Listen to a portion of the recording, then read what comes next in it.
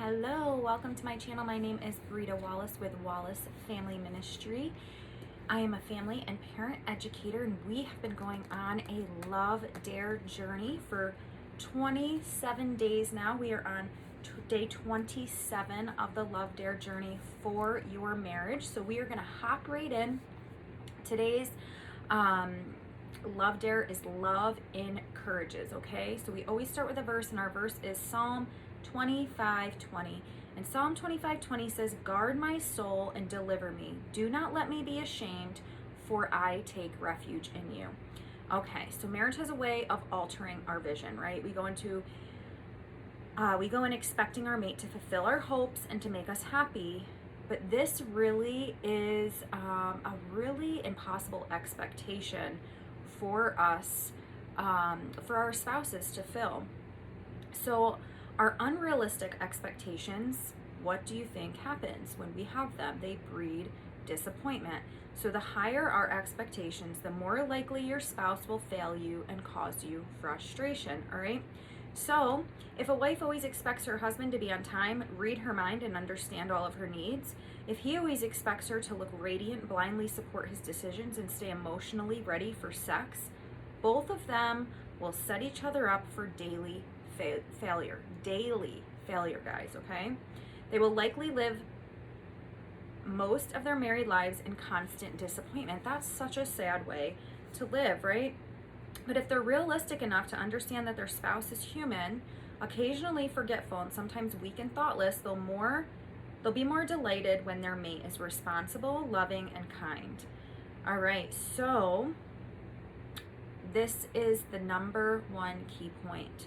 Divorce is nearly inevitable when people refuse to allow their spouses to be human, okay? That's tough.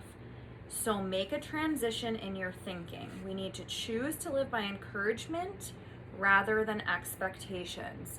And if you've lived most of your life with expectations, putting expectations on people, unrealistic expectations being put on you, then it's going to be a hard shift. It's definitely going to take some work on your part to shift over to live by encouragement instead, because you're going to have to change that mindset. You're going to have to change patterns in your life and choose to live by encouragement instead of expectation.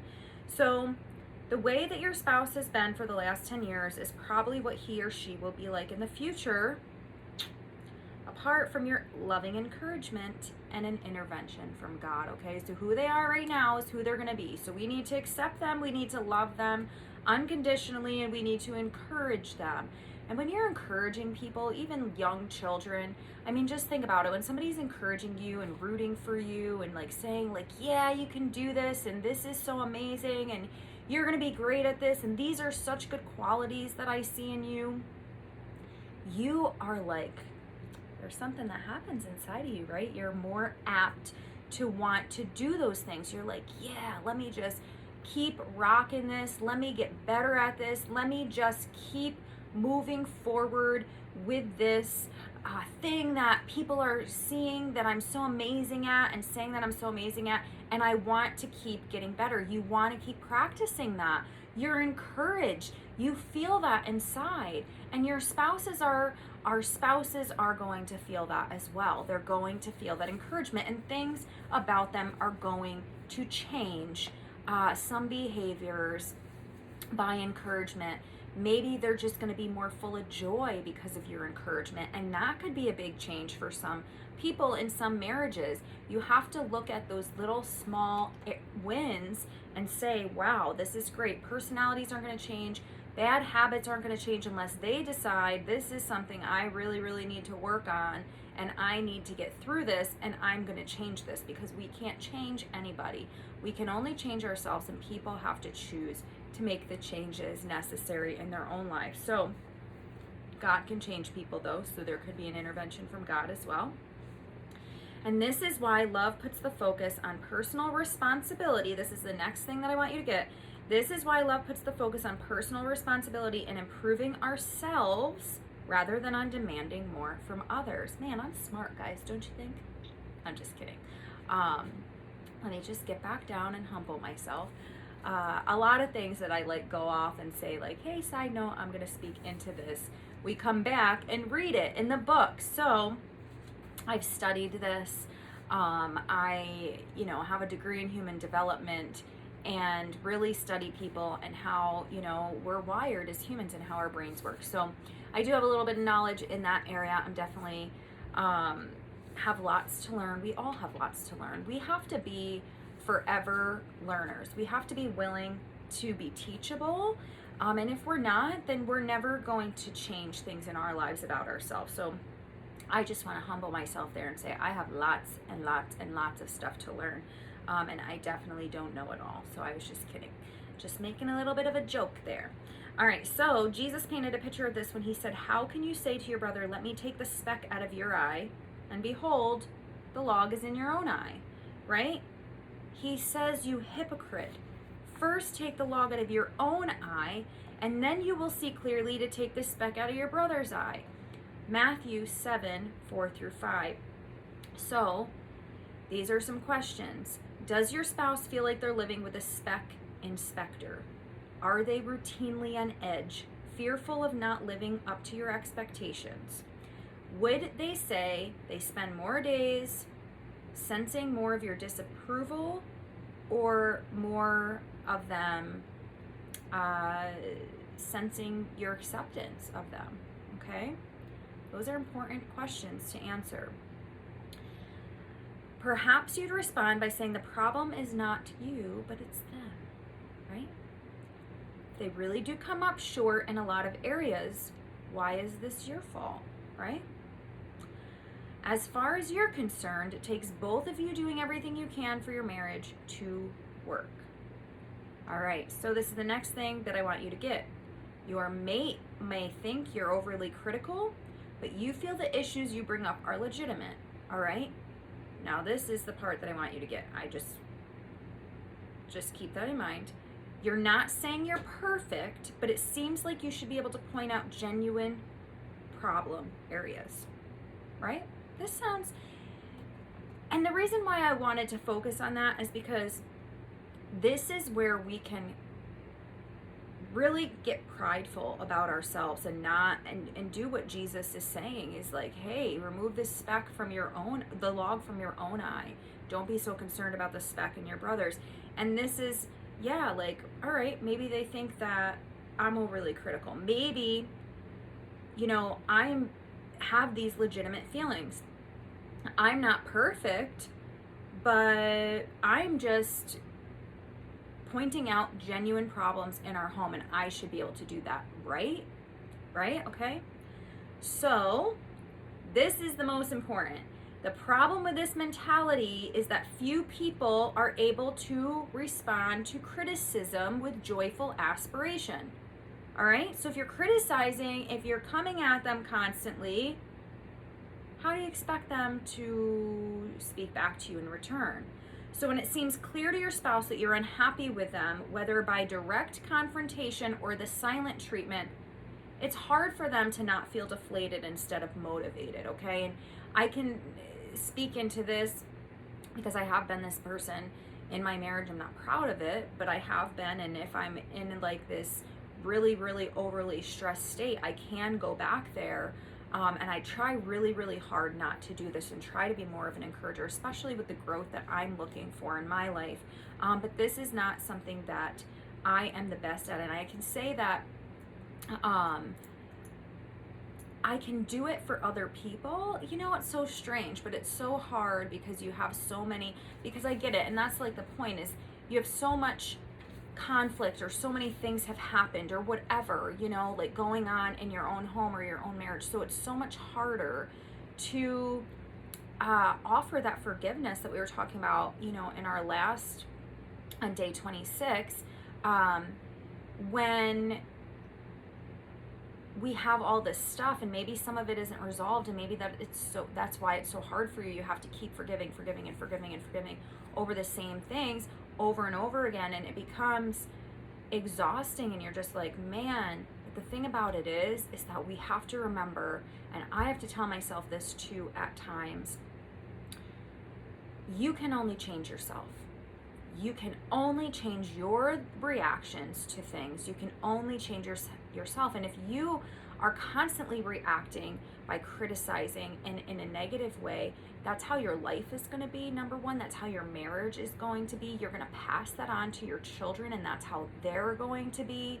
And not only that, but you're also going to not, your marriage is not going to thrive. You're not, your husband is not, or your wife, is not going to thrive. And you're not going to be able to get to a place of where you can be the cause of motivation in your spouse's life, which we can do that for them. We can help them to be motivated to do something. We should be their greatest encouragers. We should love them unconditionally, right? And the thing about it is, every time I get on video, like I have an itch here or something goes on, I don't know what it is, but testing me. The other thing is that when we think about these things, like, oh, I'm so mad you left your clothes all over the floor, like, okay, that's something that, yes, they can change, and okay, maybe you said it 100 times over, but chances are it's not going to change. Most men, not to be stereotypical, but they leave clothes all over the place. They just, like, next to the hamper, right, ladies? I mean, come on.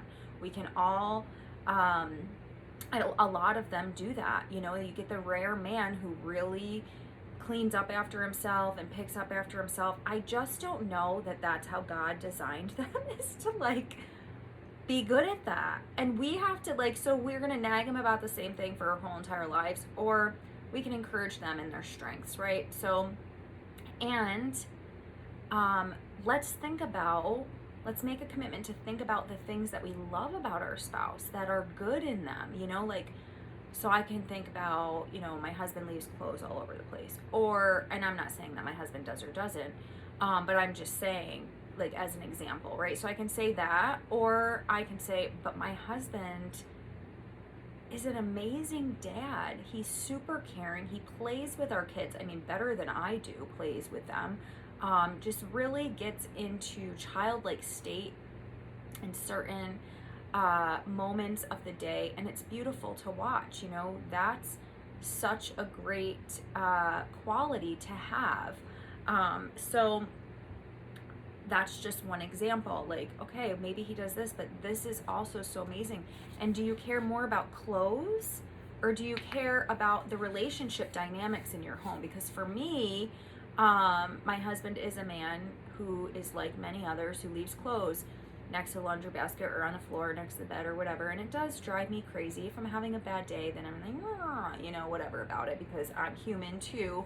And I really honestly don't say much to him about that anymore, because it's not, like, that's just something, like, this is just stupid to fight over, or to have an argument, or to just discourage somebody in. Like, whatever, just pick them up and put them in the laundry basket.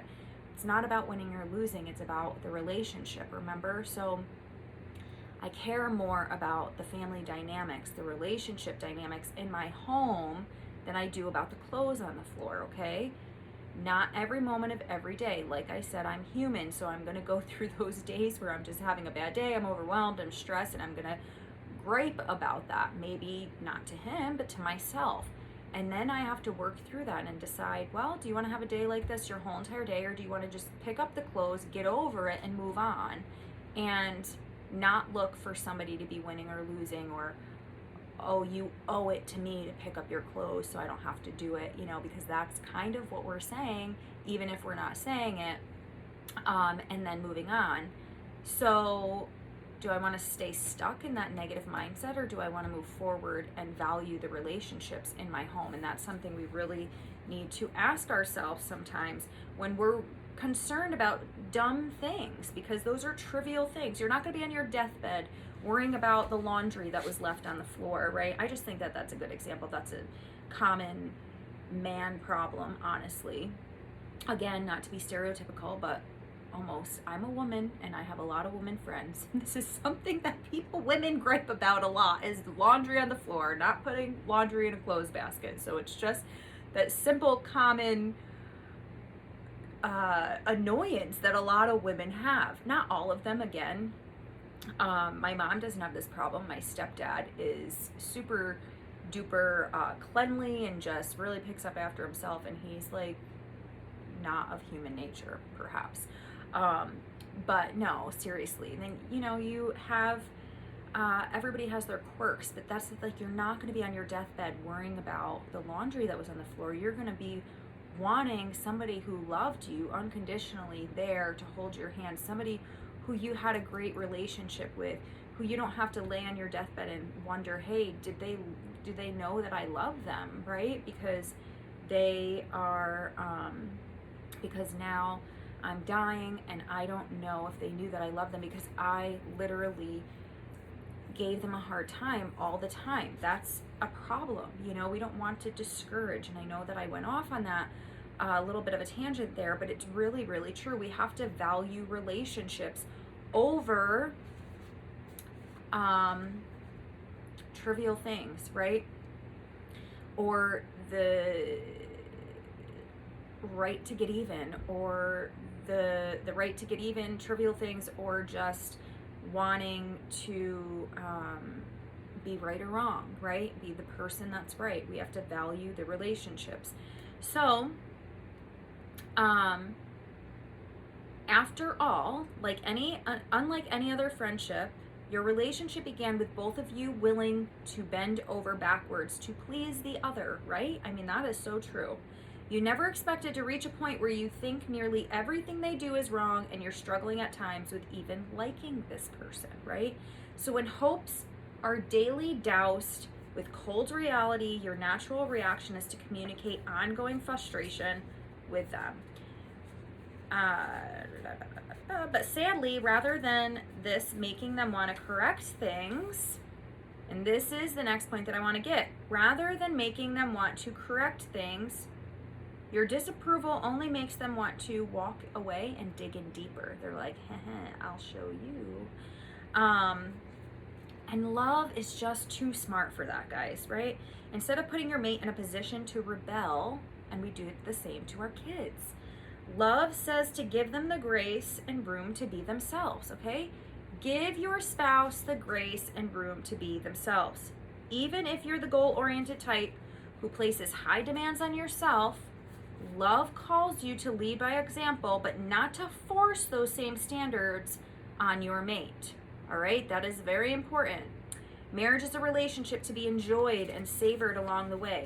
It's a unique friendship designed by God Himself, where two people live together in flawed imperfection, yet deal with it by encouraging and building, not by exhausting and belittling. That's so important. You're writing these things down, right? You're taking notes. You're underlining this stuff in this book. This is so important stuff. The Bible says, encourage the exhausted and strengthen the feeble. Isaiah 35:3. Encourage one another and build up one another. Encourage the faint-hearted. Help the weak. Be patient with everyone. 1 Thessalonians 5:11-14. Don't you want married life to be a place where you can enjoy free expression of who you are, growing within a safe environment that encourages you even when you fail? Your spouse wants that too, guys. And your love gives them that privilege, okay? So important. If your wife or husband has told you on more than one occasion that you make them feel beaten down and defeated, then you need to take those words to heart, okay? And that's a hard pill to swallow. And that's like, oh my goodness, you want to get defensive. Maybe you want to fight. Maybe you want to be right. But no, listen. That's how they're feeling. They're feeling that way for a reason, right? And you can either be a critical anchor holding them back, or a complimentary wing helping them soar, okay? So write that down. You can either be a critical anchor holding them back, or a complimentary wing helping them soar.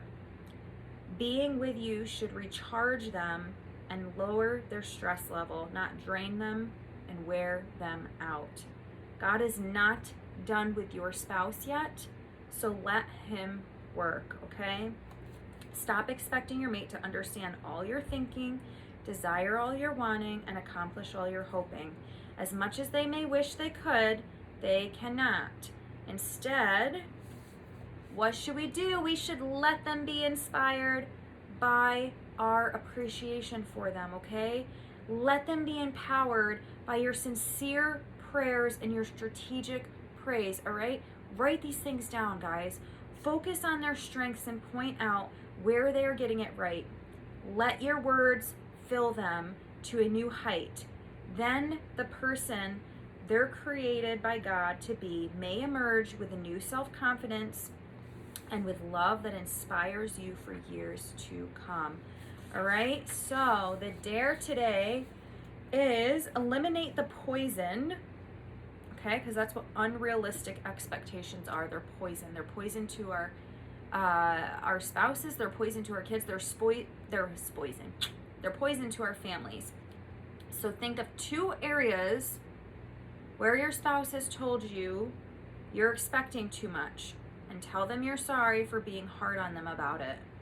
Praise them for something positive and assure them of your unconditional love. Okay? So make sure we are doing the dares, because doing the dares is what brings the fruit. Okay? It's not enough to just have new information. We have to act. So that's the point of the love dares. Stephen and Alex Kendrick are amazing. Oh, these books are amazing. They're so full of wisdom. I have other books of theirs too, and they are just, oh man, they are such good teachers, and I'm glad that I get to relay this information through their study to you guys to help you in your journey of marriage. So thank you for tuning in. Make sure you subscribe to my channel if you haven't already. Like it and share me with your friends. I love you guys. Take care and God bless.